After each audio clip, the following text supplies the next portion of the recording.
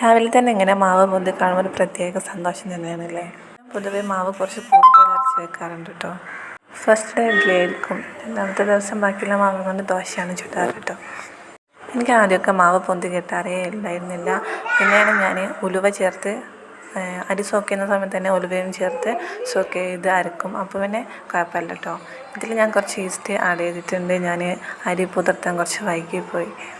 ഇന്നലെ ഇവിടെ അടുത്ത വീട്ടിലൊരു മോന് വന്നു. അവന് സ്കൂളിൽ നിന്ന് ടൂറ് പോകാമെന്ന് പറഞ്ഞിട്ട് വെള്ളം കൊണ്ടുപോകാനുള്ള കുപ്പി ഉണ്ടോ ചോദിച്ചിട്ടാണ് കേട്ടോ വന്നത്.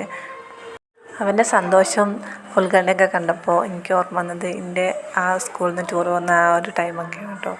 ഞാൻ എപ്പോഴൊക്കെ സ്കൂളിൽ നിന്ന് ടൂർ പോയിട്ടുണ്ടോ അല്ലെങ്കിൽ പുറത്ത് പോയിട്ടുണ്ടോ അപ്പോഴൊക്കെ എൻ്റെ ഉമ്മ ഒരു സ്നാക്സ് ഉണ്ടാക്കി തരും. ഞങ്ങളവിടെ കിള്ളിട്ടപ്പം എന്നാണ് പറയുക, നുള്ളിയിട്ടപ്പം എന്നൊക്കെ പറയും. എപ്പോഴും ഞാൻ പോകുമ്പോൾ ഞാൻ പറയും, എന്നെ വിളിച്ചു നോക്കൊന്നും വേണ്ട, അങ്ങനെ ഇടയ്ക്കിടയ്ക്ക് വിളിച്ച് ഡിസ്റ്റർബ് ചെയ്തെന്നൊക്കെ പറഞ്ഞിട്ടാണ് പോവുക കേട്ടോ. ബാക്കിയുള്ള ഫ്രണ്ട്സിൻ്റെയൊക്കെ ഉമ്മമാരൊക്കെ അങ്ങനെ വിളിക്കുമ്പോൾ തിരിച്ചു വന്നോട്ട് ചോദിക്കും, ഇതെന്താ നിങ്ങൾ ഇന്നെ മാത്രം വിളിച്ചു വെക്കാത്ത, അപ്പം ഈയല്ലേ പറഞ്ഞത് വിളിക്കേണ്ടെന്ന്. ഇങ്ങനെ തൊട്ടതിനെ പിടിച്ചിട്ടൊക്കെ പരാതി പറയുന്ന ഒരു ക്യാരക്ടറായിരുന്നു ഞാൻ. എവിടേക്ക് ഇങ്ങനെ പോകാൻ അവസാന നിമിഷത്തിൽ ഉമ്മാൻ്റെ ഒരു ഡയലോഗുണ്ട്. ആദ്യമൊക്കെ ഫുള്ള് സപ്പോർട്ട് മൂപ്പരേക്കും, അവസാനം പറയും എന്നോട് പോകണ്ട പറഞ്ഞതിൽ എനിക്ക് വയ്യാതാവൂലേ. എല്ലാ പാക്കിങ്ങും കഴിഞ്ഞിട്ടാണ് പറയുക പോവണ്ട എന്ന് പറയും. എന്നാൽ അതേപോലെ തന്നെ തിരിച്ചു വന്നാലോ നല്ല പനിയായിരിക്കും എനിക്ക്. അപ്പോൾ അതൊക്കെ വേറെ ഓർമ്മകൾ മാത്രം. ഈ സാധനത്തിൻ്റെ പേര് നിങ്ങളുടെ നാട്ടിൽ എന്താ പറയുന്നതെന്ന് കമൻറ്റ് ചെയ്യണേ.